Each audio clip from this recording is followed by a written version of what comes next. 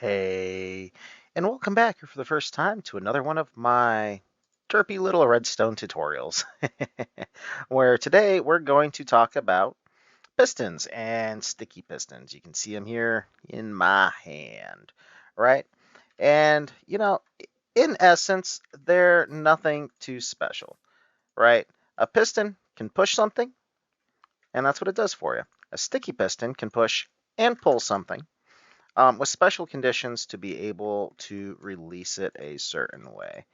And let's see. Boop, boop, boop, boop, boop, boop. Let's reset this guy up. Reset this guy and this guy.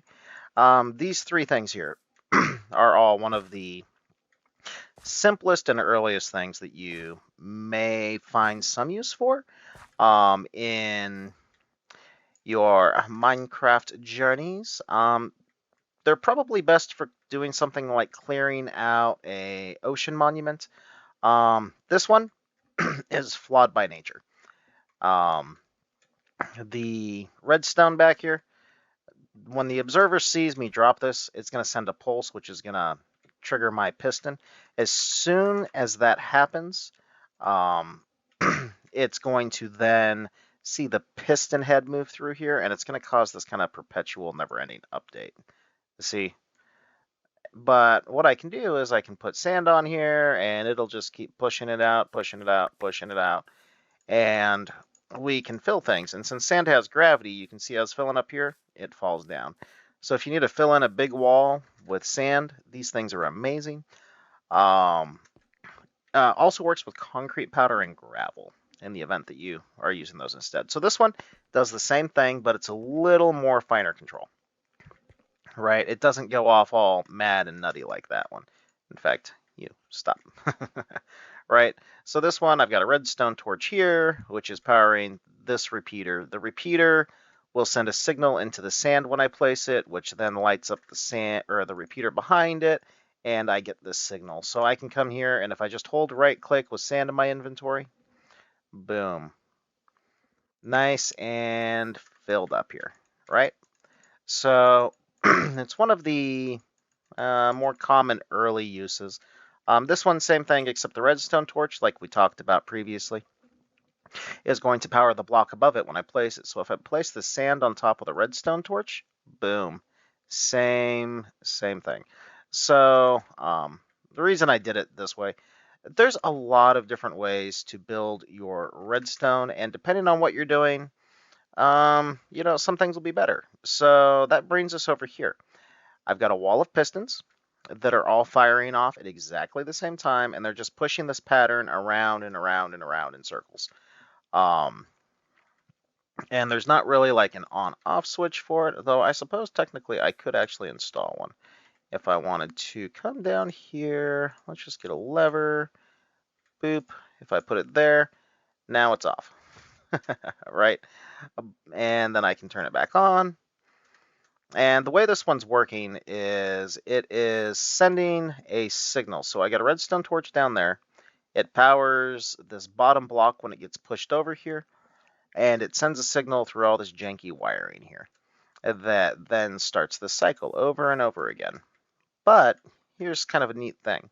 You see the footprint for that? It's not identical to the footprint for this, right? And it's not identical to the footprint for this or this, right? There's several different ways to wire things up and get the ultimately same result. Some of it just comes down to compactness. So let's see, trying to remember over here. Yeah. So this is a 3-wide design that does exactly the same thing as this 2-wide design. So if I had less space, this is a better design for this than this guy over here, right? And there's even better designs yet. So you don't have to worry about it. Now, that I started to put together and I was like, eh. So not going to worry about. But another great one we have here, which is basically what I was going to do over there. And, well, reasons. I got distracted. But I can start this guy up. We got our redstone clock. And I'm using a sticky piston to push a block in the middle of the clock, which, powers this. I've done similar with a lot of my other stuff over there in my previous videos.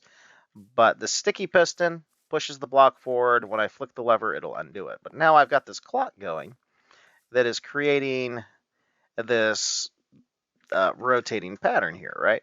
So once again, same thing as over there, but now all of a sudden each corner is a much smaller, more compact design, but it's working on basically the same theory. You can see I've got torches down in the bottom there. And each one of these, once again, it's wired up differently because, well, reasons. One, this guy here, he's on a clock, so I've got the extra clock circuitry. But I come over here, I've got this wide loop that comes around. Here, I've got it literally going straight into the torch tower, so I think this is actually as compact as you can get for this specific application. But it's just rotating around, hi ho, right? So it's a fun little design. When I want to turn it off, I can just come flip my switch. So, this is known as a piston feed tape. There's lots of designs for how to set up your circuitry for it. If you're interested in feed tapes in particular, just a quick YouTube search will take you as far as you need to go. And once again, over here, this is all about sticky pistons. This is not to show you the best way to do it. This is just to show you the concept of how the piston can work. Okay, so a sticky piston, as I mentioned before, can push and pull, right? And as long as you're using like regular, boring redstone, it'll continue to do it. But this observer sends out a 1-tick pulse. So when I update it, right, it'll release the block instead of holding on to it. Right, so a really, really short pulse on a sticky piston will release your thing. Now, that's, worth knowing about. Now, this guy here, very simple design, sticky pistons. I've got my switch here that powers this, sends power over here, bada bing, bada boom. In fact, technically, do I need the repeater? I don't think. Yes, I do need the repeater, I think. Right? Yeah, the repeater powers the blocks a certain way to give me a certain effect. There we go. Thinking too hard all of a sudden. But if you want a slick little corner hidden door and you don't want to use a regular door for some reason, you can throw a switch in, bada bing, bada bam. All of a sudden you've got a nice little corner door. Over here, kind of the same thing, except this one will release. All right, so instead of this smooth flush side over here like I'm getting, where it opens and closes and oh man, super secret door, so cool, kind of hides the circuitry, this one actually exposes the sticky pistons. And this one is using the observers to give me that 1-tick pulse. All right, so you start getting a little more complicated. Well, a 1-wide door is cool, but what if I want a 2-wide door? Right? Boom. So we can come back here. You can see the pistons are currently not extended, right? And this is just doing a weird pulsey update thing over there. Once again, I wired both sides up different because I can. But you can see that it does kind of the same thing. Observer powering both these guys over here. Observer powering both of these guys. So this part's the same, but then I threw some other stuff on here just because I could. There's not really any reason I have to, right?